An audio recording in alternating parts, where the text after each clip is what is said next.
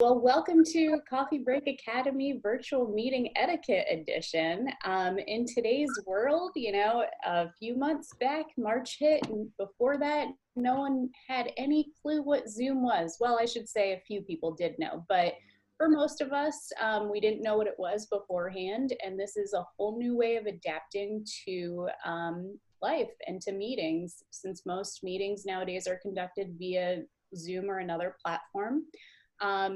I know some people have switched to other platforms like WebEx or Google Meetings or whatnot, but all of the etiquette tips that we're going to talk about apply to all of them. You just might not have the same settings in those programs that we'll be talking about. We will be giving some tips specific to Zoom, since I think that is what people are using the most nowadays. It's a different way, like I was saying, it's a different way of living nowadays. We've all learned in-person meeting etiquette from when we first started in the workforce, and now that we're switching over to virtual meeting etiquette, it's a whole new field to navigate. So we decided to give a little lesson on it. So, all right. These are pretty basic. Before the meeting, you're going to need to download the software or app beforehand. If you're on a mobile device, you'll need to download the Zoom app. On your computer, you'll need to download a little bit of software from Zoom from their website and create an account for quick sign-in. That way it saves your full name so that it shows up during the meeting, and also your photo. So I highly recommend using a professional headshot. If you don't have a professional headshot, I can help you with that with my business, Edgewater Creative. Now to cover some Zoom tips. So there is an option called green screen where you can change the background. You can choose one of your photos that you particularly like. If, say, you were on vacation somewhere and you're like, wow, I have a picture of the fields of Ireland that I would like to display, you can upload those, or you can download one from the internet. There are a couple stock photo sites that have free photos you can use called one's called Pexels.com and one's called Unsplash.com. I have a little example of Pexels. If you just type in Zoom backgrounds, these are some of them that come up. There are literally hundreds of free background photos that you can choose from, and you would just download the photo and upload them into Zoom. And then you can even make your own customizable one on canva.com or choose one of their pre-made templates. So I'm just going to show you guys. So I downloaded a couple just to show you guys, so you can literally put anything you want. Maybe some of you recognize this from Parks and Rec. Any Parks and Rec fans out there? So you don't need like a solid background? You don't need a solid background. You can use anything you want. There are caveats to that, which we'll go over in just a moment. But these are just some examples. I've made one on canva.com that has my business logo and our podcast logo also. So you can even do that. And then this is just an example of a fun one that I found on Canva also. If it's someone's birthday, you can do that. So now, if you are using a green screen background, you're going to want to make sure that it's one that's not going to drown you out or be too distracting. So in meetings, both T and I have seen this where someone has, there's a built-in background of the San Francisco Bay, and when you have that one on, sometimes it looks like you're drowning in the San Francisco Bay. So always test it out before the meeting and make sure that it's gonna fit and not be distracting where it just looks like a face coming out of a body of water of some sort. Yeah, I was trying to show it on mine because mine doesn't actually work with green screen. No matter what I do, it'll look like I'm drowning, so I don't use a background. Like I made my own background because I'm an event planner. So like I just have a Dollar Tree background that it looks like I'm on the beach, but that's just my creative way of going around it. So yeah, that's always an option too, is just build your own background. There's also a feature on Zoom that is my personal secret. It's a beauty filter called Touch Up My Appearance. So you can go into your video settings and click on that box so that it kind of smooths out your skin. And if you're a lady and you don't feel like wearing makeup that day, it gives the appearance of a nice, fresh face. So that's my personal secret that I'm sharing. So another tip is turn on the gallery view to see everyone at once. There's a couple different options. You have speaker view and there's gallery view. Speaker view is going to focus on who's actually talking at the moment. Gallery view is going to display everyone that's present in the meeting. Now, if you're on a phone, you may not have that option to see who else is on. So to see who else is on the call, you're just going to swipe to the left and then it'll display. But because you're working with a smaller screen on the phone, you can only see one person at a time usually. Another tip is to hide any non-video participants. So there are some people that either can't have, that don't want to put their video on or are calling into the meeting. So you can always hide them so you're not just seeing the blank thing to take up space. There are reactions on Zoom, so you can either applaud or thumbs up while staying muted. Oh, reactions. So you would just click at the bottom of your screen. There's a button that says reactions, and you would just click on that. There you go. All right, now we're getting into the nitty gritty. We're talking about etiquette. All right, so number one, be careful where you sit. Make sure there's enough light, but not too much light where you're going to be drowned out. So for example, I'm in front of a window right now, but at a certain time of day when the sun starts to set, that sun starts drowning me out where, it's again, like I'm drowning in the San Francisco Bay. So you want to make sure that there's enough light so that, if you're in a dark room, you might want to turn that light on. If you have too much light, you might want to turn those, put those blinds down. Be aware of your surroundings, like messes in the background. This is why Tia has a nice backdrop up. Yep. To cover the mess behind it of the living room that I have. So I have a divider that I've put the thing on top of, so. Again, don't use a green screen if it doesn't work. You're going to want to make sure you center yourself in the frame. I always like to center this sign into our frame so that I can constantly be promoting our podcast on all calls. So there you go. Exactly. So I've noticed with a lot of people that are on their phones, and I've been guilty of this myself, you hold it down here or, it's like, but you're going to want to make sure that you're nice and centered, because otherwise the people on the other end that you're talking to are going to see just, a clip of your forehead or maybe your chin, and it's just awkward for everyone. So make sure you're nice and centered in there. Very easily distracted, which is leading into this next one. So I have everyone kind of like off to the side, turned off. I don't have it on gallery view because I get distracted personally. And I think a lot of people get distracted during online meetings because there are so many distractions around. So another recommendation I have is don't move around a lot or have a lot of action going on in the background, because it is distracting. If we're in a meeting with 20 other people, my eye is going to catch the one person that's walking with their phone to the parking garage, it's sometimes you can't help it. Like I said, sometimes it's unavoidable, but in that case, you might want to take your video off and just put that professional headshot option up. This one is put an effort into your appearance, even though it's easy not to nowadays.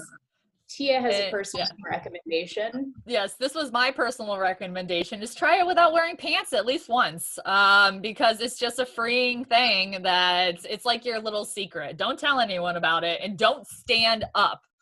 but it's just one of those funny things that no one would ever know about. And If you're not that adventurous to wear no pants at all, you can do what I sometimes do for very early meetings, which is wear your pajama pants on the bottom, throw on a nice top. Seated, stay present. Also with that one, so watch me even when you're not seeing my phone. And like, I've seen this so many times, people will be giving a presentation and like half of the people are like this. We know you're on your phone. Like we can tell you're playing on your phone, like you're looking down. So like it is kind of inconsiderate for like the person that's actually talking to be like on your phone the entire time. Like somebody's spent their time doing a presentation for you and you're just like, uh-huh, yep.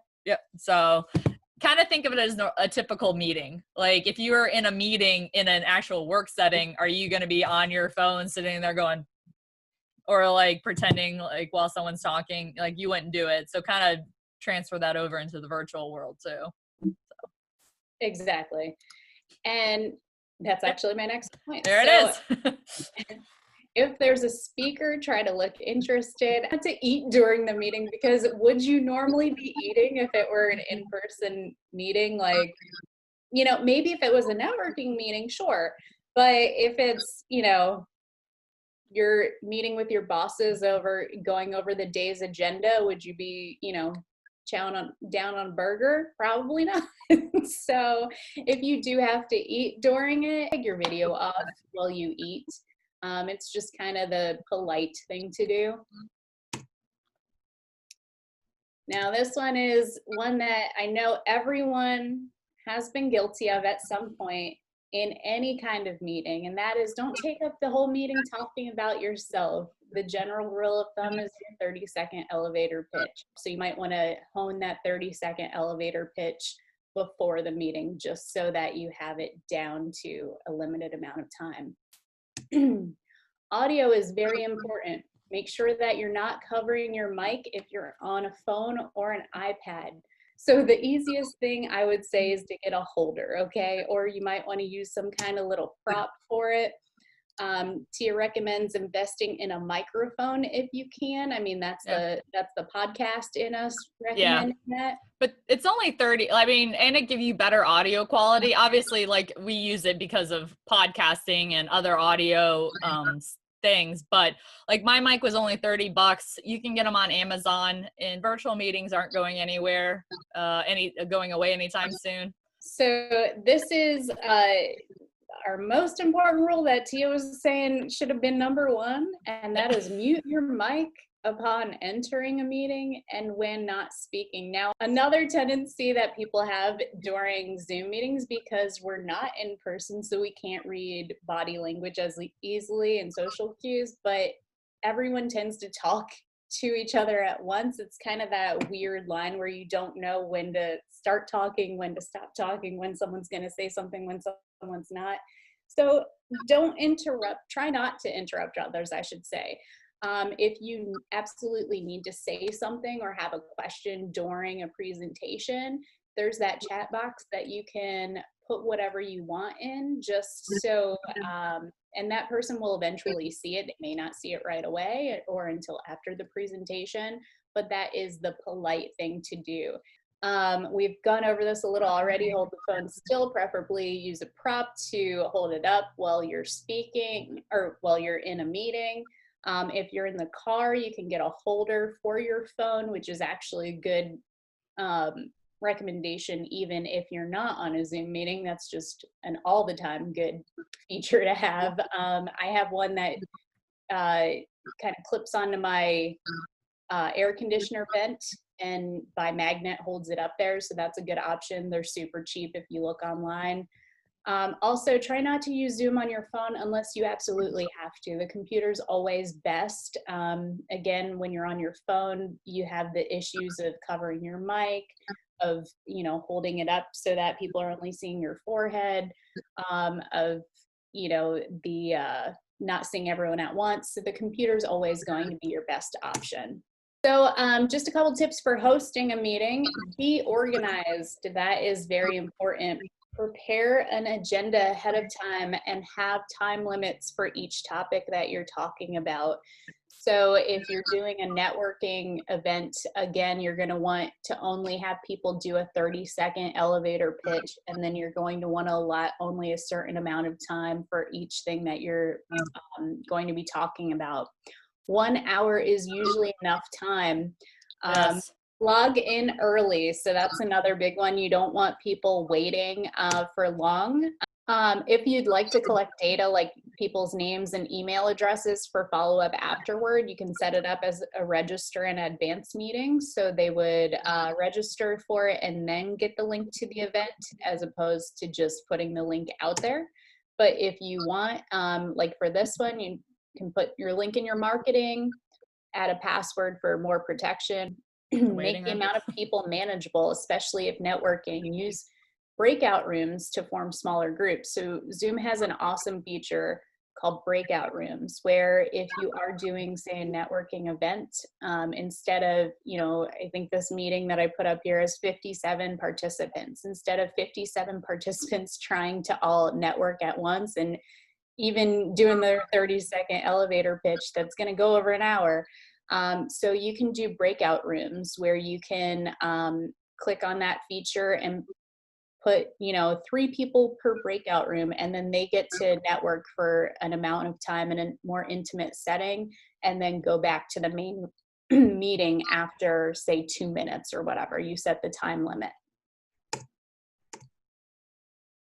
There's always the option to record the meeting for marketing or to and for social media, so you can always like post it on your YouTube page or your Facebook page, like we're going to be doing today. Don't overdo virtual meetings. People are getting tired of the virtual meetings after 4 months of doing them, because everyone started doing them all at once, all the time. So now people are starting to get a little tired of them. So only do them if necessary. If it can be covered by an email, send an email. And does anyone have any questions? And where would you find Breakout Room, though, in Zoom? So if you're a host of a meeting, and you may have to go into your advanced features to have it show up in your meeting. There are some options in Zoom that don't show up unless you ask it to. So when you go into your Zoom account and into settings, you're going to want to make sure those options are checked off. So one of them is add a poll. One of them is share screen. One of them is breakout rooms. So you're going to want to make sure that those are checked off on the list so that they are options that show up during your Zoom meeting at the bottom of the screen. Does anyone have any other questions on what we covered? No, they're great. Okay, perfect. Tia, would you like to, I've talked this entire time. Would you like to? I sure would. Thank you so much for offering. We're the politest podcasters around, if you didn't know. So yes, so we have started something with our podcast. Our podcast is called Meet Us on Main Street. I'm Tia, that's Stacy, as you kind of figured by our names at the bottom corner. So we have a podcast that we release bi-weekly on Thursdays, which is our regular podcast, but we are also now doing one in conjunction with the Chamber, which is on the first Monday of every month, called Chamber Chatter. And our first guest on that show is none other than Pam, our president of the Dunedin Chambers. So that will be a monthly Chamber podcast episode that will be all things Dunedin Chamber related. And we'll interview Chamber members. And yeah, so we premiere that one on August 3rd, will be that first episode.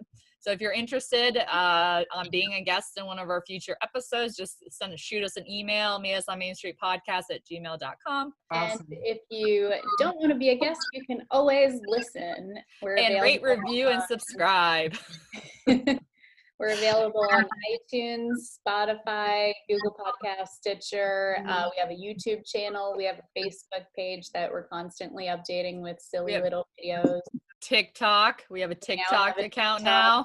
So we're going to start utilizing that. We're doing. So, so yeah, you can find us in any of those platforms. Yes. Thanks, guys. All right. Well, thank you so much, everyone. Thank you. Learned a lot. Thank you. Bye. Great day. Thank you very much. I learned a lot. Bye. Appreciate it. Thank you.